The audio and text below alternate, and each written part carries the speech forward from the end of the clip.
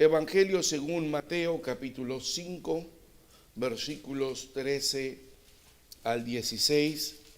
Este es el quinto de los mensajes que habíamos preparado al finalizar el año pasado, y el día de hoy esperamos que también este mensaje venga a sacudir nuestros corazones, despertar nuestras conciencias y a darnos ánimo para seguir sirviendo al Señor como Él espera de cada uno de nosotros. Voy a dar lectura, siga usted la lectura con su vista a partir del versículo 13. Vosotros sois la sal de la tierra. Si la sal se desvaneciere, ¿con qué será salada? No vale más para nada, sino para ser echada fuera y hollada de los hombres. Vosotros sois la luz del mundo. Una ciudad asentada sobre un monte no se puede esconder, ni se enciende una lámpara y se pone debajo de un almud, mas sobre el candelero, y alumbra a todos los que están en casa. Así alumbre vuestra luz delante de los hombres, para que vean vuestras obras buenas y glorifiquen a vuestro Padre que está en los cielos. Alabado sea el Señor. Ocupen su lugar. Y este mensaje le hemos titulado Viviendo como la sal y la luz en un mundo decadente y oscuro. Es un llamado a vivir como sal y luz en medio de un mundo decadente, en decadencia, y un mundo oscuro. Si echamos un vistazo rápidamente a la condición de la humanidad en este día, hermanos, y siendo francos con nosotros mismos, nos daremos cuenta que la sociedad está en una continua decadencia. Hay demasiada inestabilidad social. Por todos lados hay manifestaciones en diferentes países. Hay personas que están inconformes con sus gobiernos. Por todas partes hay gobiernos que oprimen a sus residentes. Se habla que la economía sigue en decadencia, que pese a los avances de la medicina, la salud de los seres humanos va en decadencia, aumenta los problemas cardíacos, los casos de cáncer. En el ámbito de la política, los gobiernos no se ponen de acuerdo. No solamente hay rumores de guerras, sino hay guerras, hay hambre, pestilencias. Y si hablamos de la condición moral de la sociedad, nos damos cuenta que estamos en puntos críticos. Lo que antes le llamábamos malo, ahora le llaman bueno. Y lo que a nosotros en las Escrituras le llamamos bueno, ahora le llaman malo. Después de la Primera Guerra Mundial, hubo un acuerdo entre varias naciones por traer estabilidad al mundo. Aunque el presidente Woodrow Wilson de este país intentó formar aquella idea de las Naciones Unidas, lo cual no se llevó a cabo hasta después de la Segunda Guerra Mundial, pero sí tuvo varias reuniones con diferentes líderes de países que acordaron que después de la Primera Guerra Mundial era suficiente tanta muerte, tanta calamidad, que iban a hacer todo lo posible por establecer la paz, el crecimiento económico del mundo, la salud física entre sus ciudadanos, el avance de la ciencia, y por primera vez traerían estabilidad total y crecimiento en el mundo. Obviamente la respuesta la conocemos. Estos planes no sirvieron de nada. Vivimos el día de hoy en un mundo en continua decadencia, en un mundo que se sumerge más cada día en la oscuridad moral. A la luz de las perspectivas contraculturales enunciadas en las bienaventuranzas que tenemos aquí en el capítulo 5, sería fácil suponer, hermanos, que el Señor Jesús le dijera a sus seguidores o hiciera un llamado a sus discípulos a vivir un estilo de vida separatista o cuasi monástica, que quiere decir irse a un monasterio o irse a vivir a un desierto, separarse de la sociedad, viendo que el Señor Jesús observaba que este mundo va en decadencia. Sin embargo, el Señor Jesús proclama precisamente lo contrario.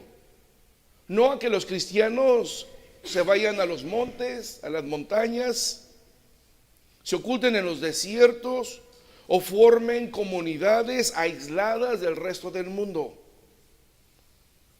El Señor Jesús hace un llamado a permanecer en medio de esta sociedad maligna, aunque Él está consciente que estamos en el mundo, pero no somos del mundo.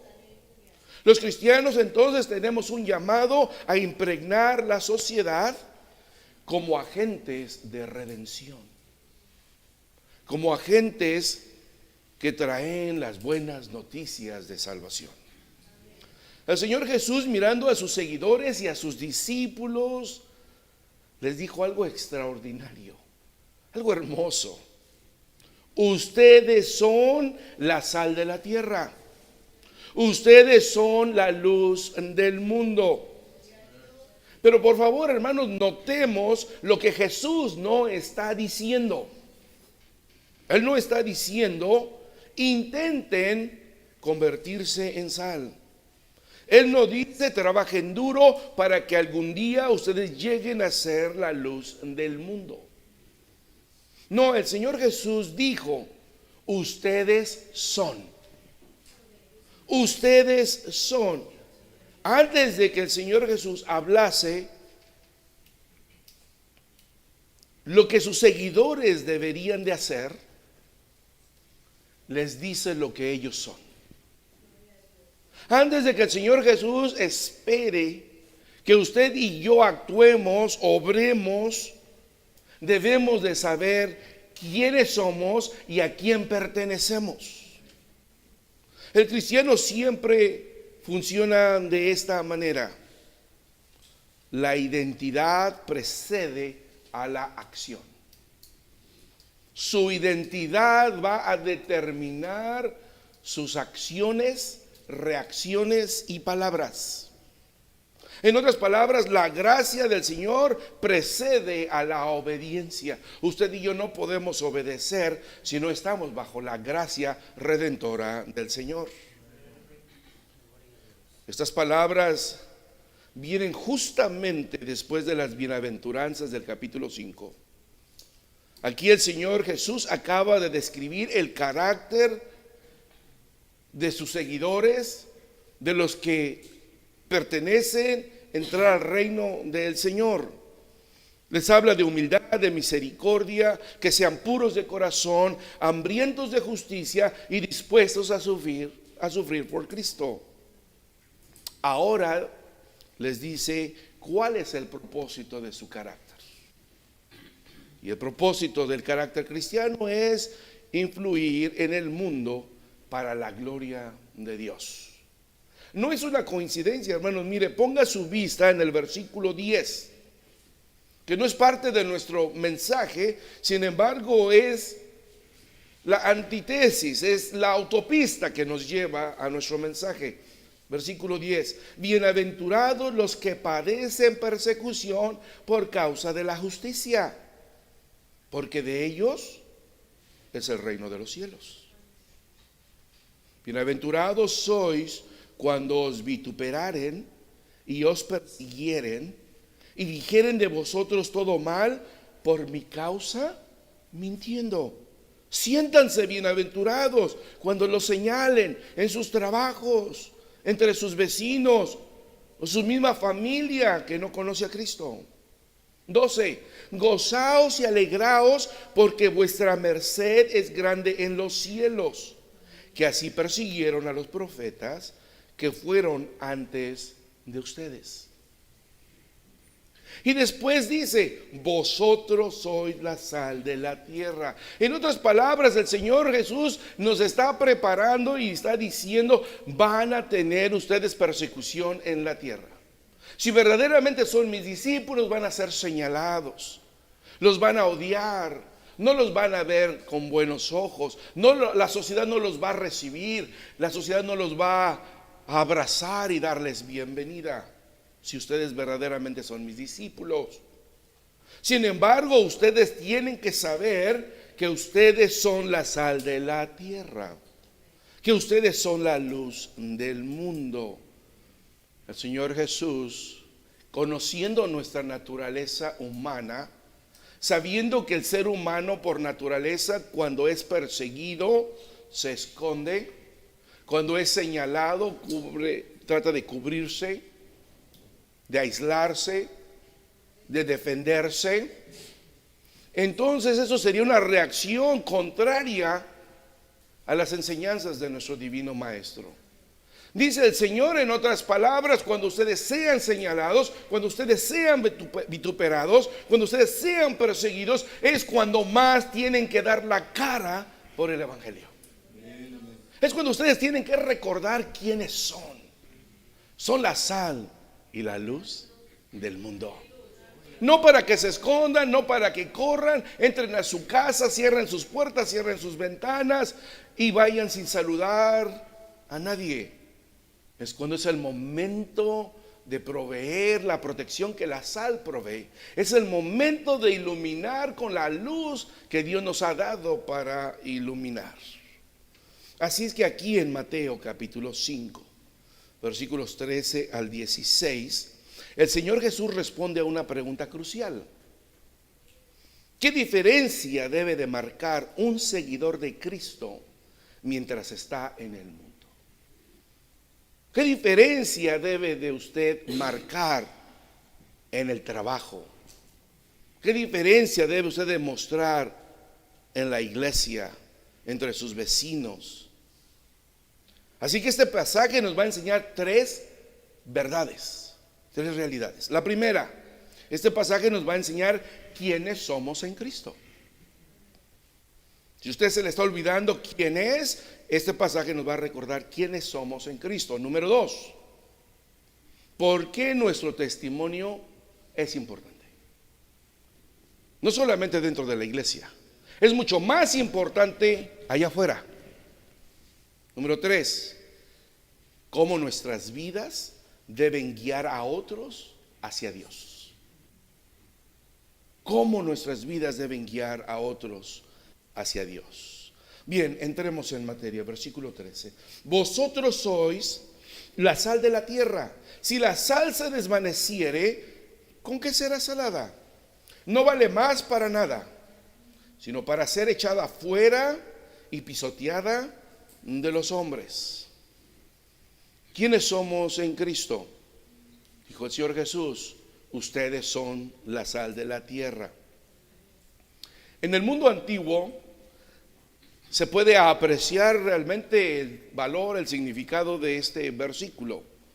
Hoy en día consideramos que la sal solamente nos sirve para sazonar, aderezar un platillo, extraer el sabor de algún guisado, de alguna carne.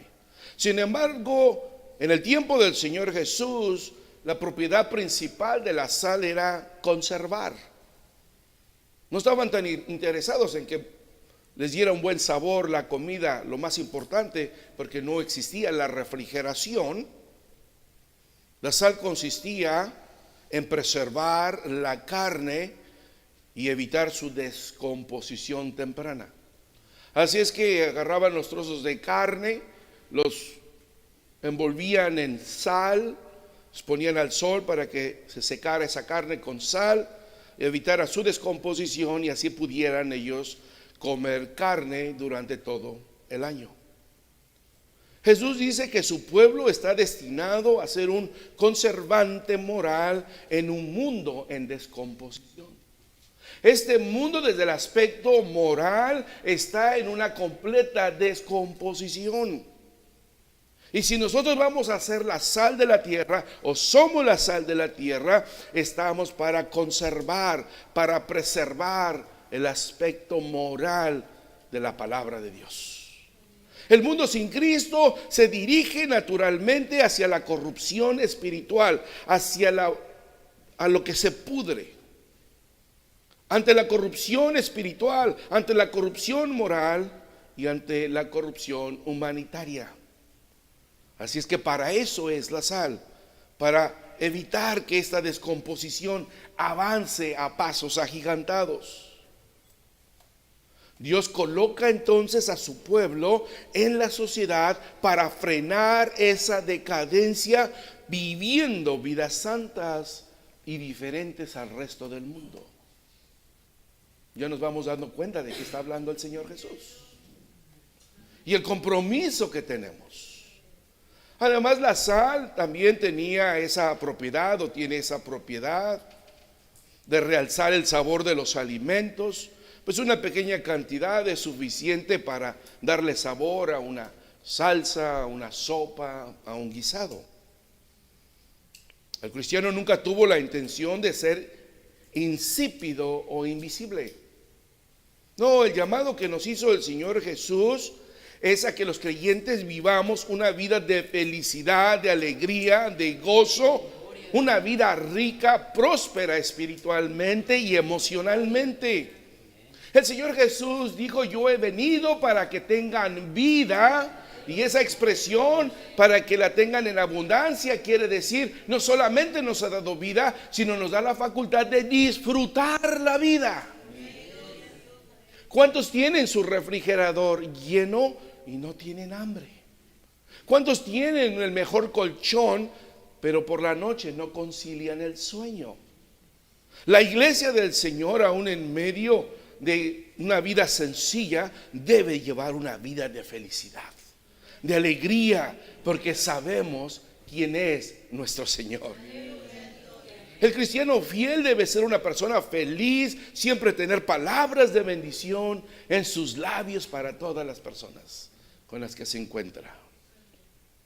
Además de esto, la sal en los tiempos antiguos era tan valiosa, sobre todo en la época romana, el tiempo del Imperio Romano, porque en ocasiones se pagaba a los soldados con sal, con su peso, no en oro, no en plata, sino en sal. De ahí que proviene la palabra que hoy conocemos como salario, porque se pagaba su ingreso con sal. Jesús le dice a sus discípulos: ustedes son más importantes y más valiosos de lo que creen. Ustedes son la sal del mundo. Iglesia, quizás te sientas pequeño, ignorado o insignificante allá en tu trabajo donde tú laboras, pero en Cristo eres una figura esencial en ese lugar donde el Señor te ha puesto. Ahí debes de traer el sabor del evangelio, que ellos vean que en ti existe ese valor cristiano. Pero ¿cuál es el peligro de perder ese sabor? Porque dice aquí la Escritura que si la sal se desvaneciere, ¿con qué será salada o sazonada? Dice en otra parte. Si la sal pierde su sabor. Aunque nuestra traducción no está dando el enfoque correcto, exacto, que quiere decir aquí la Escritura, porque la sal no puede perder su sabor. En ningún momento la sal, por más que usted la deje ahí 1 año, 2 años, la sal no va a perder su propiedad de traer sabor. Póngasela en la boca después de 5 años y sigue salada. A lo que se está refiriendo es que en los tiempos antiguos la sal llegaba a ser mezclada con algunas impurezas. En la cocina había diferentes especies, diferentes cosas que se le ponían a la comida en aquel entonces. Y si la sal se llega a mezclar, por ejemplo, con otro sazonador, con otra especie, entonces aquella sal deja de servir para lo que realmente era.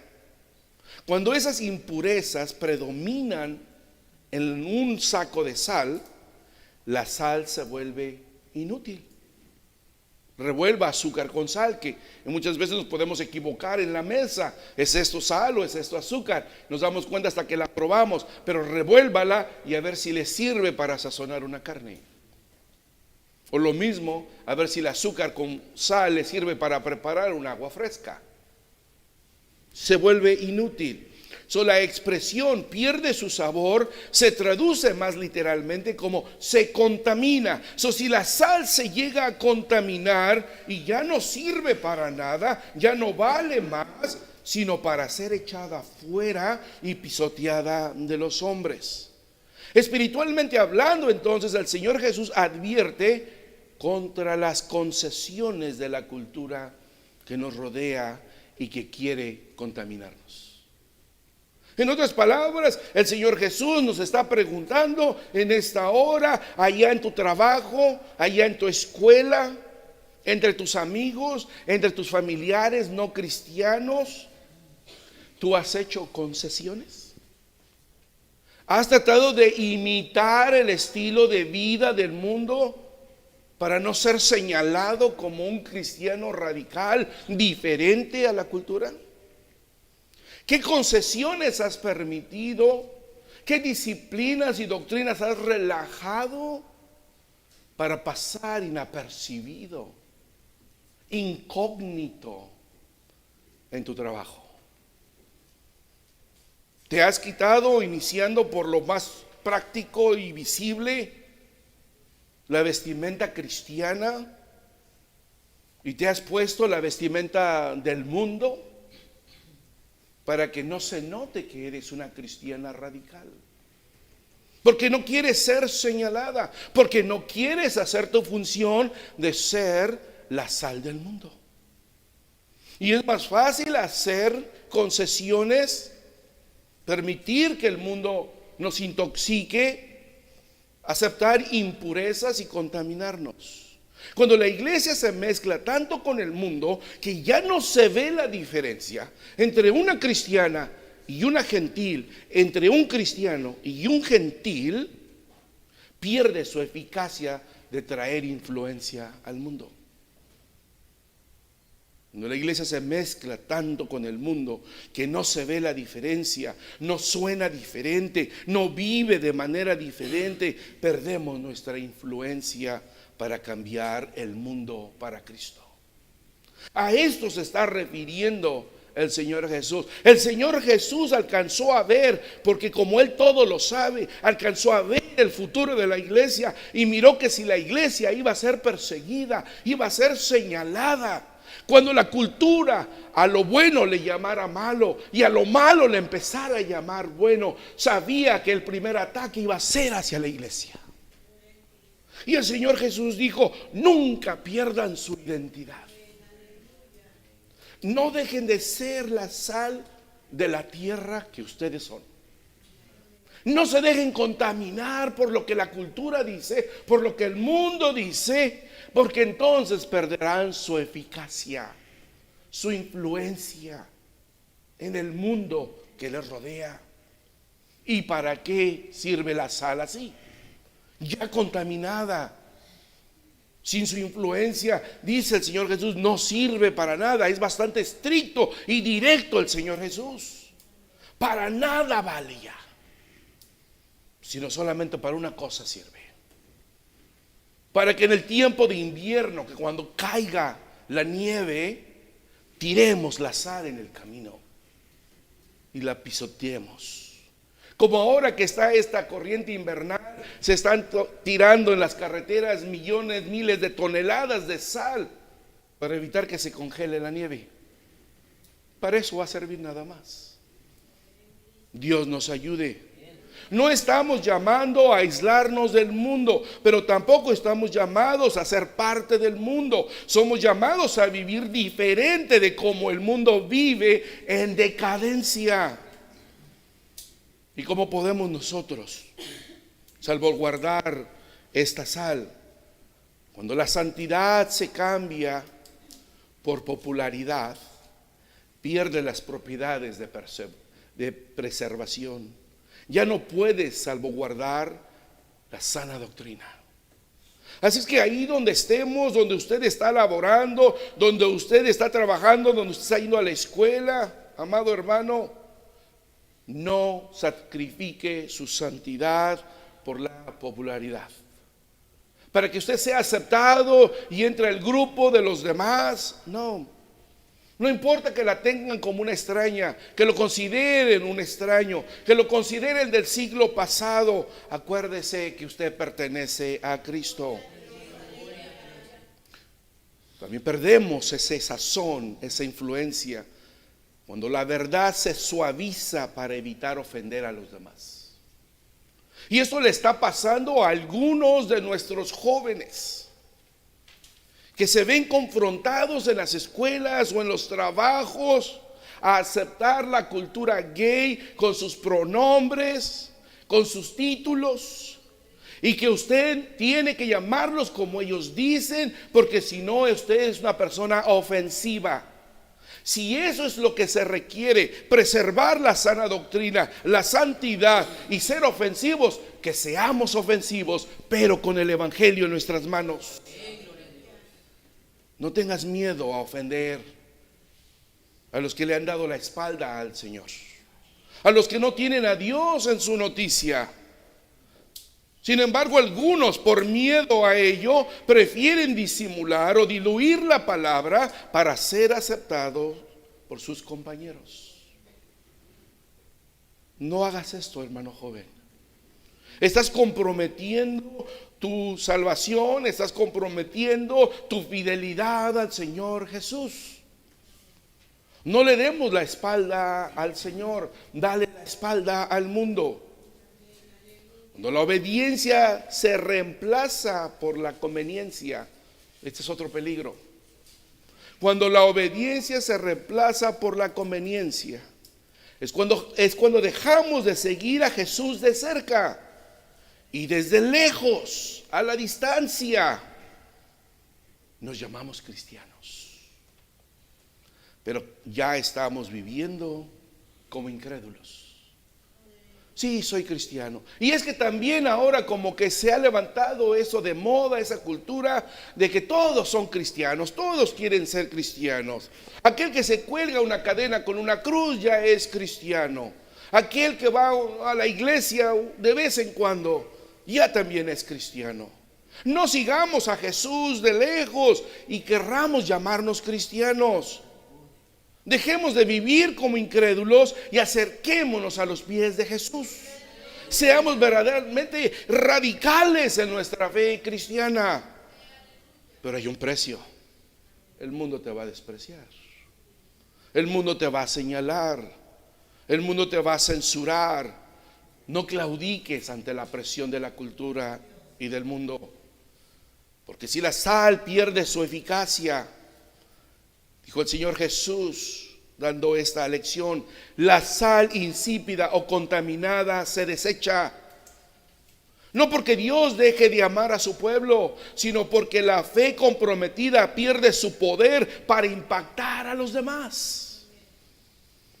La expresión no sirve más para nada, sino para ser echada afuera y pisoteada por los hombres. Se refiere a la respuesta del mundo hacia los cristianos si no cumplen con su función.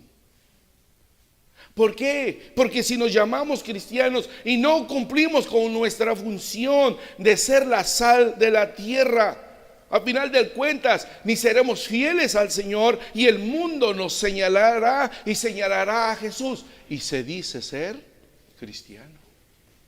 Y dice que es cristiana.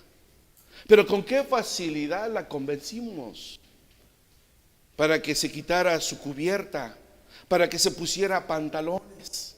Con qué facilidad la convencimos de que usara maquillaje, pulseras, aretes, anillos, cadenas. Con una facilidad se adaptó a nosotros y dijo que era cristiana. Entonces no solamente quedamos nosotros mal delante de Dios, sino dejamos a Cristo en mal delante de la sociedad. En Marcos 9:50 Jesús dijo: la sal es buena para condimentar, pero si se pierde su sabor, ¿cómo la hará salada de nuevo? Entre ustedes deben de tener las cualidades de la sal y vivir en paz unos con otros. Nueva traducción viviente. Nos está diciendo el Señor en Marcos que necesitamos preservar que la sal, que nuestra identidad sea sin deteriorarse. Que ustedes no imiten al mundo, sino que reflejen a Cristo con el propósito de que el mundo les imite a ustedes. Deben de tener estas cualidades de sal, pero de vivir en paz unos con otros. El segundo punto, ¿por qué nuestro testimonio es importante? Versículo 14 y 15. Vosotros sois la luz del mundo. Una ciudad asentada, fincada sobre un monte, no se puede esconder. Ni tampoco, dice, enciendes una lámpara y la pones debajo de un almud, mas sobre el candelero la pones, aquella lámpara, aquella vela, aquella luz, y entonces alumbra a todos los que están en casa. Porque es importante nuestro testimonio. Si la sal actúa en forma silenciosa e interna, la luz actúa de forma visible y externa. Si no has comprometido tu fe, tu fidelidad con Cristo, con el mundo hacia Cristo, entonces todo el mundo va a ver en tu vida a Cristo reflejado. No necesitas evangelizar a nadie, simplemente con tu proceder, con tu actuar, con tus actitudes, con tu vestimenta, vas a estar evangelizando. Pero la luz representa aquella forma visible y externa, expresiva, que tenemos que reflejar y hablar para traer luz al mundo. Jesús no dice, ustedes tienen luz en sí mismos. Juan 8:12 dice Jesús a sus discípulos: yo soy la luz del mundo. Si ustedes me siguen, no tendrán que andar en oscuridad, porque tendrán la luz que lleva a la vida. Así es que nosotros no tenemos luz propia, pero igual que la luna refleja la luz del sol. Usted y yo somos llamados a reflejar la luz del Evangelio, a brillar por Cristo en la luz que Él nos ha dado. Pero ¿por qué utiliza la metáfora de la luz? El Señor Jesús presenta aquí dos imágenes. Primero una ciudad sobre un monte y después una lámpara sobre un candelero. Una ciudad situada en lo alto de un monte no puede ocultarse. La vida cristiana de igual manera es pública, se ve. Nos guste o no, la gente observa cómo vivimos. La gente observa cómo hablamos, si perdonamos y soportamos el sufrimiento. La gente observa. El Señor espera que la iglesia sea esa ciudad sobre el monte, que traiga luz en medio de la oscuridad. Pero así como es necesario para que esa ciudad en lo alto pueda ser visible, y se requiere no de una sola lámpara, sino requiere de muchas lámparas en las calles de la ciudad para que sea visible a las millas de distancia, de igual manera la iglesia. Para que la iglesia sea visible en medio de este mundo de oscuridad, requiere que desde aquí la luz se encienda. Que los hermanos del coro tengan su luz encendida. Que los hermanos de la iglesia tengan su luz encendida. Que los ministerios tengan su luz encendida. Y que todos, como una ciudad, tengamos todas nuestras lámparas encendidas. Para que a lo lejos puedan ver que la iglesia es la iglesia de Jesucristo. Y dijo el Señor Jesús, una lámpara, una vez que se enciende, se pone en lo alto para que alumbre. En la mitad de la oscuridad, simplemente prenda una velita tan sencilla, pero hace una diferencia si usted la tiene aquí, a que usted la ponga aquí. Cuando usted hace esto, esa pequeña luz irradia a todo el cuarto, a toda la habitación. Dijo el Señor Jesús: tú no prendes una lámpara y le pones una canasta encima. Un almud en el tiempo bíblico era un tipo de cubetón que era una medida para los granos. O sea, no prendes una lámpara y le pones una cubeta, no le pones una canasta encima para apagar o ocultar su luz, sino la pones en lo alto.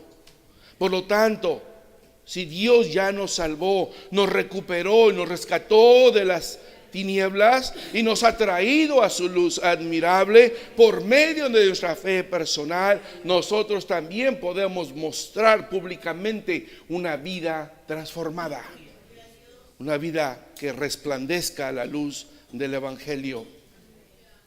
Si usted y yo comenzamos a brillar, si usted y yo continuamos brillando en medio de este mundo oscuro, la oscuridad no solamente huirá, no tendrá argumentos en contra de la iglesia, vidas serán transformadas, vidas se darán cuenta que la iglesia es permanente, que la iglesia es fiel al Señor, porque la vida del Evangelio en nuestras vidas, porque la luz del Evangelio en nuestras vidas revela la verdad de Jesucristo.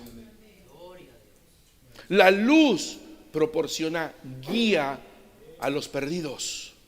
La luz brinda consuelo a los desamparados. Pero si usted y yo permanecemos callados, si en su trabajo nadie sabe que usted es un cristiano, o usted ha dicho que es un cristiano pero ya comprometió su fe y no vive como un cristiano, ninguna de estas bendiciones se mostrarán en su vida. Ocuparemos este lugar, estaremos aquí cada 8 días, pero la iglesia no tendrá realmente influencia sobre nuestro vecindario, sobre nuestra colonia, sobre nuestra ciudad. Y usted y yo somos llamados a hacer un cambio. Primera de Pedro 2:12. Teniendo vuestra conversación, nuestra conducta honesta entre los gentiles, para que en lo que ellos murmuran de ustedes como de malhechores, glorifiquen a Dios en el día de la visitación, estimándoos por las buenas obras. Sé pues sujetos a toda ordenación humana con respecto a Dios, ya sea al rey como a superior, ya sea a los gobernadores como de él enviados para venganza de los malhechores y para loor de los que hacen bien. Porque esta es la voluntad de Dios, que haciendo bien hagáis callar la ignorancia de los hombres vanos, como libres y no como teniendo la libertad por cobertura de malicia, sino como siervos de Dios. Honrad a todos, amad la fraternidad, temed a Dios, honrad al Rey, bendito sea el Señor. Estas cualidades deben de verse en la iglesia para que los demás, para que las que nos rodean vean que la iglesia está en luz y no en oscuridad. Por último, cómo nuestras vidas deben guiar a otros hacia Dios. Versículo 16. Así alumbre vuestra luz delante de los hombres. Sí, nuestras buenas obras no son para salvación. Nuestra buena luz debe alumbrar delante de los hombres, guiarlos. Cuando usted se encuentra una persona perdida, si estamos hablando de lo natural, hay una persona perdida, usted le saca un mapa, el GPS y le muestra el camino. Si es de noche, prende una lámpara y le marca el camino. Bueno, si alguien está perdido en las tinieblas del pecado, usted es esa luz que lo va a encaminar hacia Cristo. Y de esa manera sus buenas obras glorifiquen a vuestro Padre que está en los cielos. Las buenas obras serán necesarias, hermanos. Jesús no dice esconde tus buenas obras. No, tus buenas acciones serán el motivo por el cual algunos te pregunten qué significa ser cristiano. El Señor Jesús asume que los creyentes van a vivir de tal manera que las buenas obras serán visibles para todos, porque las buenas obras, aunque no nos salvan, pero sí demuestran que hemos recibido la salvación en nuestro corazón. Nuevamente, las obras no nos salvan, pero demuestran que la salvación ha cambiado mi corazón. Y esto va a hacer que la gente, al ver nuestras buenas obras, glorifiquen a nuestro Padre que está en los cielos. Querrán ellos también ser parte de la sal del mundo. Querrán ellos también recibir esta luz, esta bendición en sus vidas. Pero debemos examinarnos y preguntarnos honestamente, cada uno de nosotros en esta hora: ¿es mi vida en este mundo haciendo la diferencia entre los demás? ¿Es mi vida causa de apuntar a la gente hacia Cristo? ¿O ni siquiera mis familiares se dan cuenta que soy cristiano? Ni mis vecinos saben que soy cristiano. En mi trabajo he pasado de incógnito y no he hecho ninguna diferencia. Otra pregunta: ¿trato de vivir para agradar a Jesús? Trato diariamente de agradar al Señor. ¿Alguien echaría de menos a Cristo si dejara de vivir mi fe públicamente? En mi trabajo, ¿alguien se daría cuenta que ya no voy a la iglesia, que ya no está Cristo en mi vida porque hubo un cambio radical en mi vida y he dejado de ser fiel? ¿Notarán mi infidelidad si empiezo a ser infiel? Si no la notan es porque ya estamos ahí. Así es que el llamado que tenemos de parte del Señor, hermanos, es aceptar nuestra misión. Dios nos ha colocado, Dios te ha colocado en el lugar donde tú estás con un propósito. Ahí donde tú trabajas, ahí donde tú laboras, en la familia en la que tú perteneces, ahí Dios te ha puesto con un propósito. Sé la luz en tu familia. Sé la luz en el lugar de trabajo, entre tus compañeros, con tu patrón, con tus clientes. Sé la luz en la escuela, con tus compañeros, con tus maestros, inclusive con el conserje. Aquí le llaman custodian. El que limpia los baños del trabajo, de la escuela, sabe que tú eres un cristiano. Agradeces el trabajo que hacen otras personas a tu alrededor. La gente se da cuenta que en tu hablar, en tu proceder, eres un cristiano que trae influencia al mundo. Si no es así, es tiempo de arrepentirnos. Si alguno de nosotros necesitamos arrepentirnos de haber hecho ya concesiones, es el tiempo de dar marcha atrás y arrepentirnos y volvernos a Cristo. Porque al leer las bienaventuranzas hallamos que estas representan una perspectiva radical diferente a la cultura del mundo. El mundo elogia el orgullo, no la humildad. El mundo respalda el pecado, especialmente si logras salirte con la tuya. El mundo está en guerra contra Dios, mientras que Dios está procurando reconciliar a sus enemigos y convertirlos en sus hijos. Debemos esperar ser perseguidos si estamos viviendo como Dios quiere que vivamos. Si aún no te han señalado en tu trabajo, es porque no eres lo suficiente cristiano. Si no te han rechazado en tu trabajo, es porque no eres un cristiano radical. Pero debemos asegurarnos de que nuestro sufrimiento no se debe a nuestra propia necedad o desobediencia. Escuchemos la invitación de Jesús: que brille vuestra luz delante de los hombres. No mañana, No cuando sea conveniente, sino ahora y ahí donde trabajas, ahí donde estudias, ahí donde está tu familia. Que nuestras vidas estén impregnadas de gracia y tan llenas de luz, que este mundo vea nuestras buenas obras y dé gloria a nuestro Padre que está en los cielos. ¿Quisiera usted hacer este compromiso con el Señor? ¿Quisiera usted retomar la invitación del Señor Jesús a que brille vuestra luz delante de los hombres y que la iglesia del Señor nuevamente pueda traer influencia en esta calle, en esta colonia, en esta ciudad? Digámosle al Señor: Señor, si hasta hoy había ocultado esta luz, si no había sido la sal de la tierra, te pido que me utilices de aquí en adelante a hacer esa sal y esa luz que traiga gloria al nombre de Jesucristo. Oremos, amados hermanos.